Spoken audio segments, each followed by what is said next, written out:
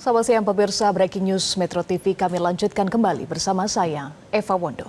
Baru saja kita simak konferensi pers yang disampaikan oleh Kejaksaan Agung Republik Indonesia terkait penyitaan uang hasil tindak pidana korupsi dalam pemberian fasilitas CPO dan turunannya dari para terdakwa korporasi Wilmar Group sebesar lebih dari 11 triliun atau tepatnya 11,8 triliun rupiah.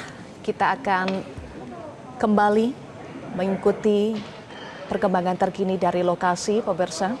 Ini adalah visual uang yang disita oleh Kejaksaan Agung. Totalnya yang ditampilkan adalah 2 triliun rupiah.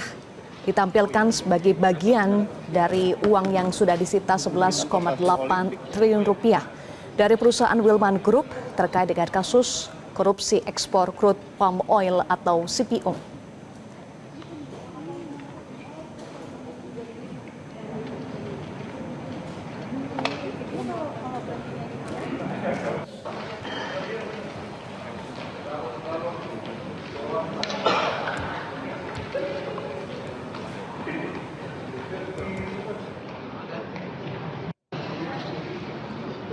Oh iya, ini apa kasur Olimpik? Oh ya, bisa.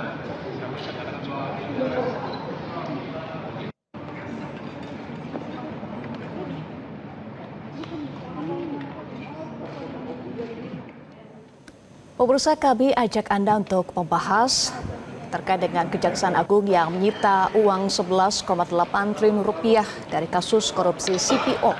Sudah bergabung bersama kami mantan hakim yang juga pakar hukum pidana, Asep Iwan Iriawan. Selamat siang, Kang Asep. Selamat siang juga, Mbak Eva. Ya, perkembangan terbaru dari kasus korupsi CPO, Kejaksaan Agung sita uang 11,8 triliun rupiah. Apa respon Kang Asep terkait dengan penyitaan yang dilakukan oleh Kejaksaan Agung ini? Ya, yang pertama kita apresiasi kepada Kejaksaan Agung ya telah menyita dari perbuatan koruptor seperti itu. Kedua, ini kan seharusnya dari dulu, itu artinya Kejaksaan Agung mengikuti perkembangan ini akhirnya sudah terbukti ada bukti permulaan, maka dia menyita barang-barang itu ya. Saya kira kita harus apresiasi acungan jempol kepada Kejaksaan Agung yang selama ini ya telah menyita harta koruptor yang nilainya besar, triliunan malah kan. Nah sekarang juga tampak juga ya tidak hanya di sisi penegak hukum tapi di sisi yang menyangkut aset-aset negara, kekayaan negara ternyata dilakukan oleh permainan CPO ini begitu besar gitu kan. Kita ya harus mendukung, kita apresiasi dan kita harus dukung dan kita terus kepada pihak-pihak tertentu untuk menghormati proses hukum ini. Jangan sampai ketika kejaksaan melakukan penyitaan ada pihak-pihak tertentu yang masih di belakang layar. Tapi kita sekiranya harus dukung Kejaksaan Agung atas penyitaan yang dilakukan yang nilainya sangat besar ini ya. Sejauh mana penyitaan ini juga menjadi bagian Kang Asep untuk mengembalikan keuangan negara atau kerugian negara yang diakibatkan oleh kasus korupsi? Ya, saya kira kan kasus korupsi itu kan kejahatan serius yang tangani sangat luar biasa.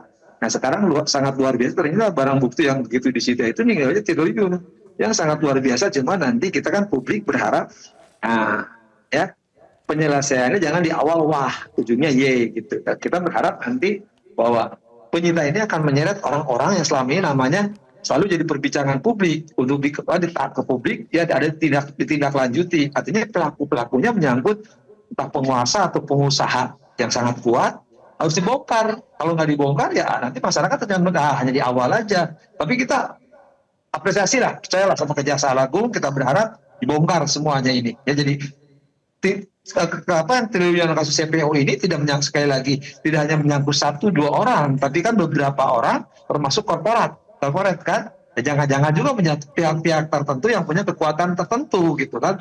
Jangan-jangan terafiliasi oleh kekuatan tertentu juga. Nah ini harus dibuka. Saya yakin percayalah harus dibuka oleh Kejaksaan Agung seterang-terangnya biar jelas gitu. Oke, uang sudah disita ya Kang Asep. Lalu bagaimana penelusuran dari uang ini untuk mengungkap kasus ini lebih luas lagi dan juga menetapkan tersangka baru dalam kasus ini?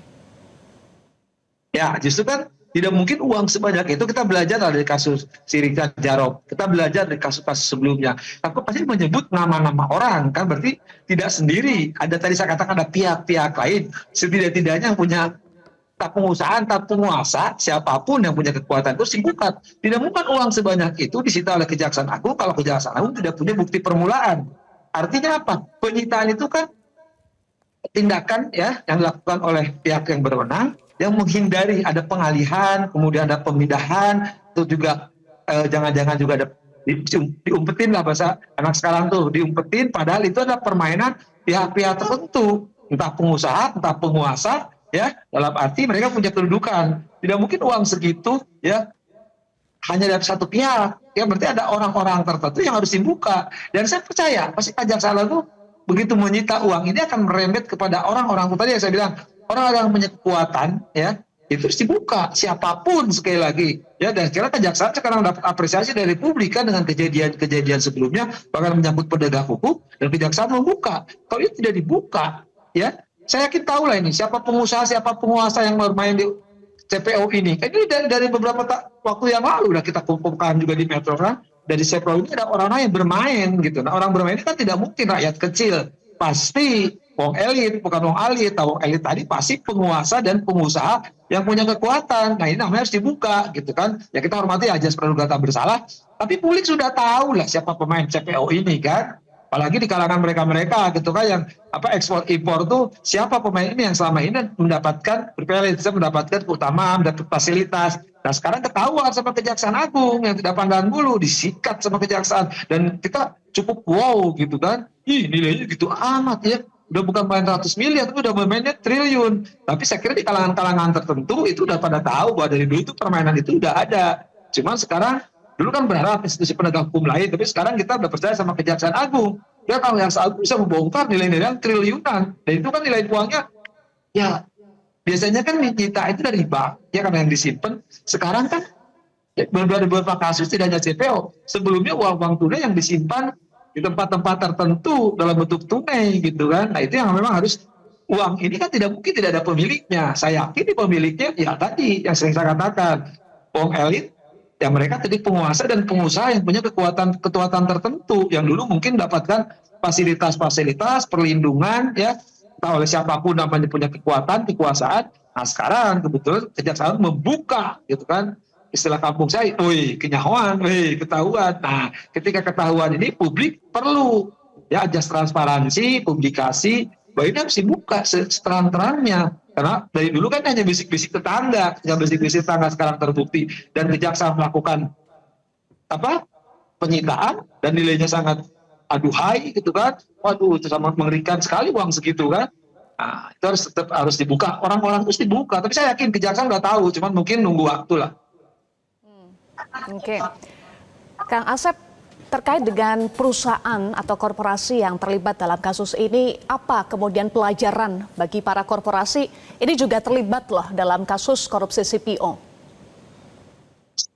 Ya, subjek hukum kan tidak hanya orang, ya termasuk badan hukum, misalnya korporasi. Bahkan Mahkamah Agung membuat aturan tentang penanganan kejahatan korporasi, ya kejahatan tindak pidana korporasi. Itu sampai dibubarkan. Nah itu kan kasus kemarin juga ada korporasi yang menyangkut beberapa sebelumnya itu kan yang akhirnya dilepaskan, yang kasus sebelumnya tuh si Junaidi, ya Saibi, kemudian si Marcelina, itu kan menyangkut korporasi, 3 korporasi besar kan, yang akhirnya memunculkan nama-nama hakimnya yang disuap, itu tidak menyangkut 3 korporasi besar. Nah ini juga korporasi ini juga yang harus ditindaklanjuti, ya tidak hanya korporasi tapi personalnya. Nah ini harus dibuka, ya. Artinya apa? Ya itu udah ada petunjuknya, surat peraturan Mahkamah Agung bagaimana menangani perkara korporasi, ya sampai tidak hanya sekali, tidak hanya kena denda, tidak hanya dibubarkan, tapi yang bersangkutan juga harus kena kepada personal. Jangan nanti di balik kejahatan korporasi yang ditindak ada pengurus atau perusahaannya.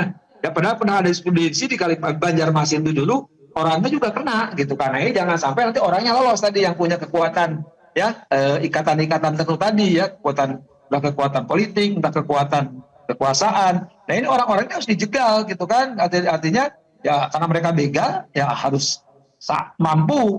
Tapi percayalah, Kejaksaan udah belajar dari kejadian besar ini harus. Tapi sekali lagi ini harus jangan hilang, karena kita belajar dari kasus Pertamina kan seolah hilang gitu kan. Itu juga besar nilainya. Nah, kemudian juga sekarang CPO ini juga berkaitan kan. Nah, ini jangan sampai orang-orang yang selama ini ya selalu bermain ya, jangan sampai lolos gitu kan. Ketika lolos kan, mereka kan punya korporasi ini kan udah bermain dari dulu gitu kan, orang udah tahu gitu kan, istilahnya sudah keturunan gitu kan, artinya udah gennya memang gen pemain di CPO ini. Nah, ketika main di CPO korporasinya nanti ya diumumkan kejaksaan, kalau bisa cepat, karena ajas peradilan itu sederhana, mudah, dia ringan. Artinya ada percepatan, jadi perkara-perkara ini percepatan. Dan kita percaya ya, ini di pengadilan ini kan sejak kemarin 2 minggu terakhir ini kan udah hakim-hakim baru, ketua pengadilan tingginya baru, dan ketua pengadilan juga baru, supaya nanti diturunkan hakim-hakim tipikor yang betul namanya. Dan saya percaya persis, kalau sampai pengadilan habis tuh orang-orang itu, habis sama hakim-hakim sekarang. Tuh hakim sekarang ini rombongan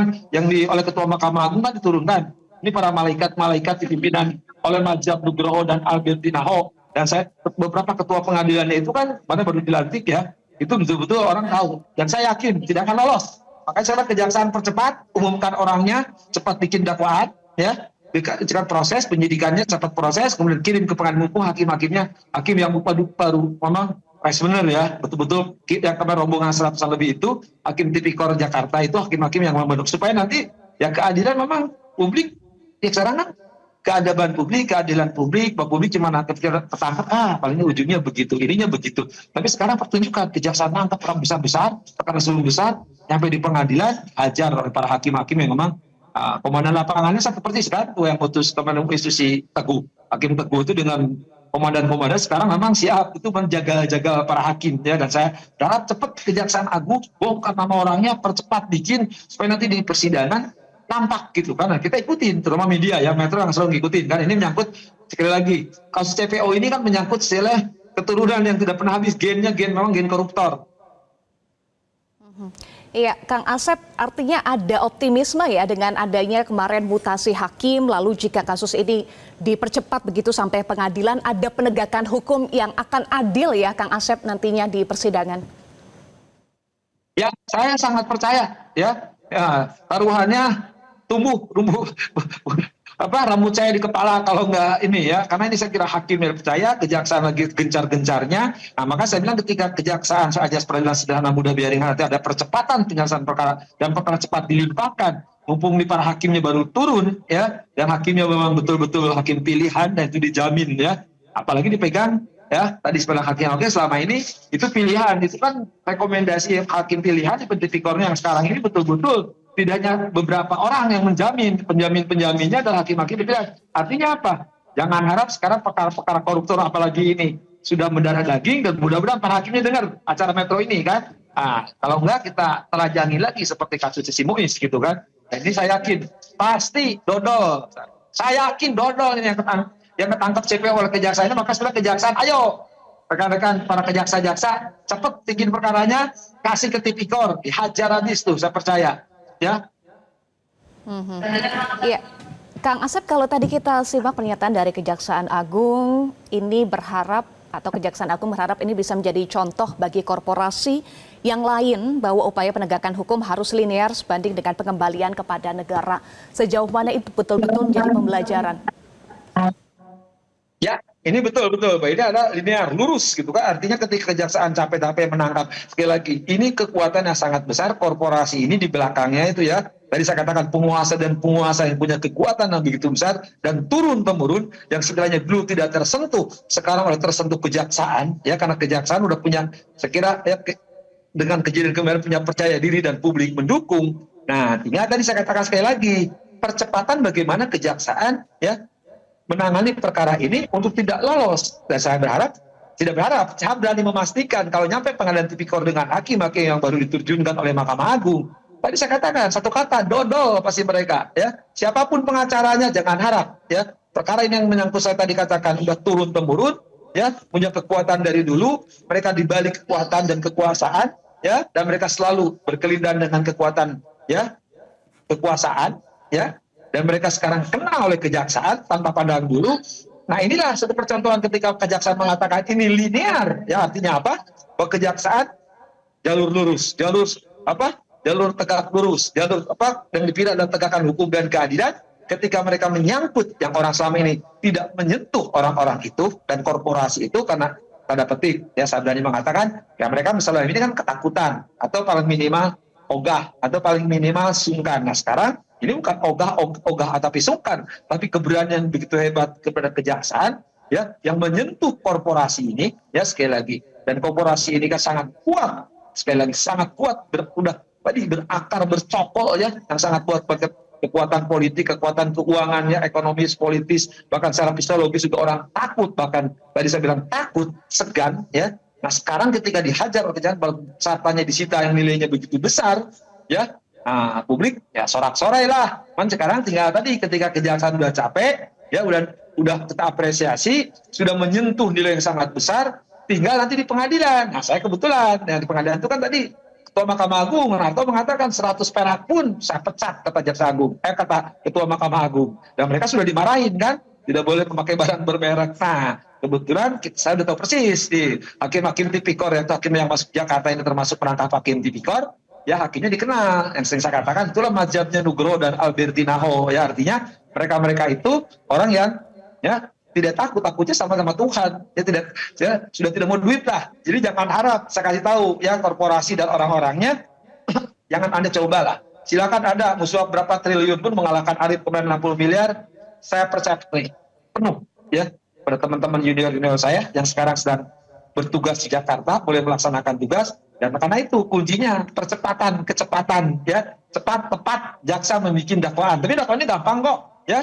Nah, bagaimana CPO ini bermain uang itu pasti itu kejahatan korporasi. Artinya satu, nanti pasalnya berlapis, kejahatan korporasi kenakan keuangan negara. Nanti ada perma Mahkamah Agung yang minimumnya sampai maksimum sekian negara dirugikan, kan sampai 20 tahun bahkan sampai mati ancaman hukumannya. Kedua, pencucian uang jangan lupa juga jangan-jangan mengalir ke pihak-pihak tertentu. Nah, pihak tertentu yang dulu misalkan punya kekuatan, punya kekuasaan, punya daya tahan yang begitu hebat, sentuh ya, artinya nanti ketika korupsi, pencucian uang ya, pertentangan juga pasal penyertaan ya. Jadi penyertaannya tidak hanya di antara mereka, tapi bisa nyentuh entah para mantan, entah para yang masih bercokol, habisin tuh. Saya percayalah Kejaksaan Agung gitu, percaya pasti nyangkut. Karena uang segitu itu tidak mungkin korporasi bermain sendiri, artinya bermain sama teman-temannya. Nah kebetulan hakim tidak boleh bermain sendiri, makanya hakim tidak akan bermain sendiri. Hakim akan bermain dengan penegakan hukum dan keadilan. Kebetulan kejaksaan lagi semangat, hakimnya juga harus semangat. Nah publik pun ya harus diberi kepercayaan bagaimana penegak hukum ini benar. Jangan artinya gini, kita kaitkan. Nah ini tunjukkan ketika para hakim gaji jadi dinaikkan, ya tidak hanya untuk orang-orang terpencil. Nah hakim-hakim Jakarta pun perlu dinaikkan. Tidak hanya gaji, saya katakan kan, gaji sama remunerasi artinya tunjangan perlu disatukan gede. Nah artinya ditunjukkanlah ketika menangani perkara. Bukan kita semangatnya menghukum, bukan semangatnya kita untuk, tapi kan fakta bahwa yang sekarang disita oleh Kejaksaan Agung ini kekuatan saya katakan tadi, kekuatan yang dari dulu yang tidak tersentuh. Karena mereka di balik itu punya kekuatan. Yang penguasa dan penguasaannya berkelindan. Nah ketika sekarang kena, nah harus diseret semuanya. Ya. Jangan pandang bulu, tidak usah takut, yakin rakyat di belakang Kejaksaan Agung. Baik, jadi penelusuran, follow the money, dan juga pelimpahan berkas perkara juga harus cepat ya, Kang Asep. Kang Asep, tadi juga Kejaksaan Agung menyatakan pemasukan uang yang disita menjadi bagian yang tidak terpisahkan dari memori kasasi agar dapat dipertimbangkan Hakim Agung sebagai ganti rugi atas kerugian yang ditimbulkan oleh korporasi. Nah itu soal ganti rugi, bagaimana soal penegakan hukumnya agar penegakan hukumnya juga tetap tajam, Kang Asep? Ya, kan jenis hukuman itu ada hukuman pokok, pasal 10 ada hukuman tambahan ya. Nah, ada juga denda, ada juga ganti rugi. Nah, nanti sekira bagaimana kekuasaan kehakiman, Mahkamah Agung dan jajaran peradanya menentukan ganti kerugian sesuai yang diambil itu, ganti kerugian disita ya, dan itu dikembalikan kepada negara. Jangan sampai kan ada perkara sebelumnya ya, itu barang itu dikembalikan kepada terdakwa. Adanya permainan-permainan dari pihak-pihak tertentu. Nah sekarang kan kejaksaan berharap yang nilainya gede itu supaya nanti uangnya balik kepada negara. Bahkan tidak hanya itu, yang supaya ditelusuri kepada pribadi termasuk keluarganya, anak istrinya, gitu kan. Nah ini perlu. Jadi artinya apa? Kali ini disentuh ya, dijadikan uang pengganti. Contoh Muis lah kemarin, itu Muis itu bagus sekali. Ya, kalau dia tidak sanggup mendapatkan jurisprudensinya, saudara Teguh memutuskan pengadilan tinggi DKI kan 420 miliar loh. Kalau tidak dibayar 10 tahun. Nah, jadi nanti ketika uang pengganti itu nilainya sesuai dengan negara dirugikan atau ya jumlah itu, maka sampai dengan hukuman maksimal juga bila perlu penggantinya 20 tahun juga kan, supaya mereka asetnya disita, tidak hanya di aset yang ada sekarang, termasuk aset yang sudah digunakan. Baik, terima kasih untuk analisa Anda, Kang Asep. Pakar Hukum Pidana Asep Iwan Iriawan sudah bergabung bersama kami. Kita nantikan pengembangan kasus ini dan juga penetapan tersangka baru tentu kita akan tunggu ya, termasuk pelimpahan berkas perkara dan nantinya persidangan yang tadi Kang Asep sampaikan. Optimis hukumnya akan betul-betul tajam ya. Terima kasih Kang Asep. Jelajahi cara baru mendapatkan informasi. Download Metro TV Extend sekarang.